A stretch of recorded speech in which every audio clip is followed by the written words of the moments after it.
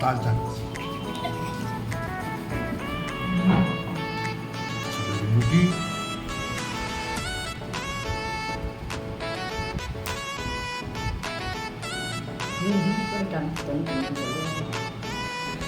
তালের বড়া খেতে সবাই ভালোবাসে। আজকে বানালাম তালের বড়া।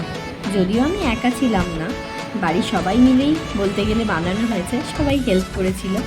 দেখলেই ভিডিও প্রথমে যে বড় মহাশয় তালটা প্রথমে চেঁচে দিয়েছিল, তারপরে আমি নারকেলটা নিয়ে বসেছিলাম। নারকেলের এই যে দেখছো কীভাবে নারকেলটাকে আগে কুড়ে নিয়েছিলাম।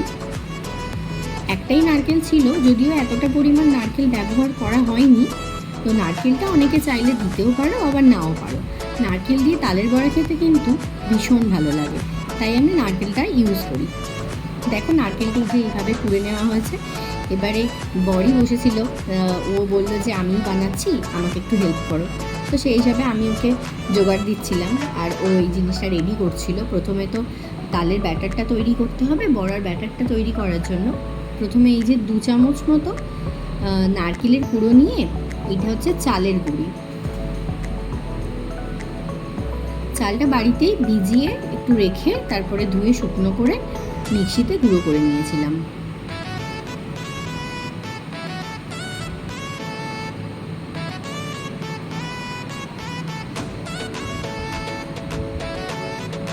তালের বড়াটা আমরা বানিয়েছি আটা দিয়ে, তো অনেকে ময়দাও ব্যবহার করে।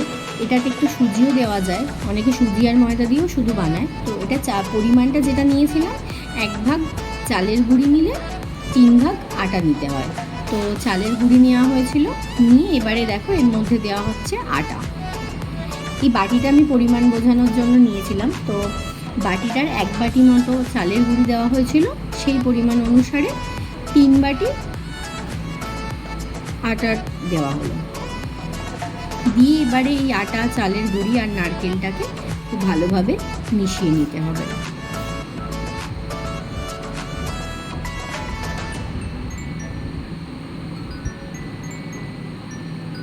এটা কিন্তু বেশ অনেকটাই তালের বড়া হয়েছিল। এবারে আপনারা যদি কম করতে চান তাহলে সেটা পরিমাণ বুঝে নিয়ে নেবেন। এই যে তালটা চেঁচে নেওয়ার পরে একটু জাল দিয়ে নিয়েছিলাম। তাহলে কি হয়, একটু কড়াই গরম করে নিলে না তালের ওই একটা গন্ধটা একটু অনেকটা এনহ্যান্সড হয়ে যায়। তো সেই হিসাবে আমি তালটাকে একবার কড়াতে জাল দিয়ে নিয়েছিলাম। এবারে ওই উপকরণগুলো মিশিয়ে তার মধ্যে অল্প অল্প করে তালটা দিয়ে মেশাতে হবে। একবারই অনেকটা তাল দিয়ে দেবেন না, তাহলে জিনিসটা পাতলা হয়ে যেতে পারে। তো পরিমাণটা বুঝে বুঝে করতে হবে, তো তাই একটু একটু করে মাখতে মাখতে তালটা দিতে হবে। এবারে আমি দিয়ে দিয়েছি পরিমাণ মতো চিনি।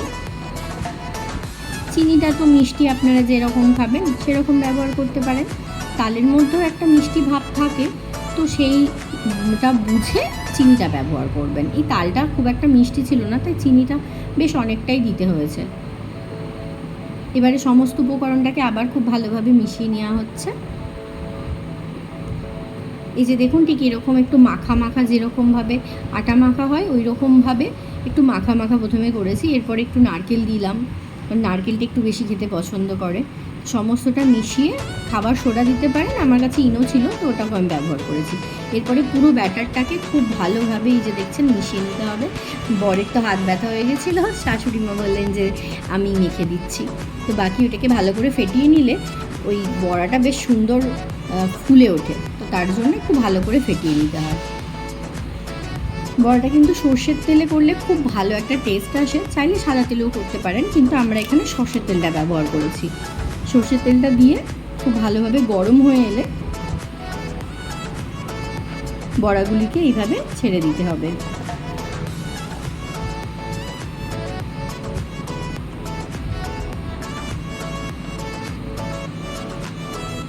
যখন বড়াগুলো ছাড়া হবে না, তখন আঁচটা কিন্তু খুব কম করে রাখতে হবে, নাহলে কিন্তু ভিতরটা হবে না আর বাইরেটা পুড়ে যাবে। তো সেই জন্য এখানে আঁচটা যেটা থাকবে না, ওইটা খুব ইম্পর্টেন্ট। তো ওইটা খুব আস্তে করে প্রথমে বড়াটাকে ছেড়ে কিছুক্ষণ হতে দিতে হবে।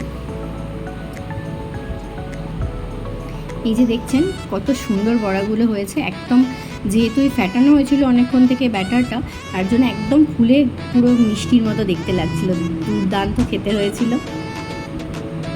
মিষ্টিটা আমরা একটু অল্পই দিয়েছি। এই যে দেখছেন খুব সুন্দর হয়েছে এবং বেশ ফুলেও উঠেছে জিনিসটা। তো এবারে এটাকে ভালোভাবে তেল ঝরিয়ে তুলে নিলেই আমাদের তালের বড়া একদম রেডি। তোমরা কিন্তু কমেন্টে অবশ্যই জানিও যে কে কে তালের বড়া খেতে ভালোবাসো। বর্ষাকালের একটা খুব ইম্পর্ট্যান্ট ফল তাল, তো আমরা তালের বড়া খুবই ভালোবাসি।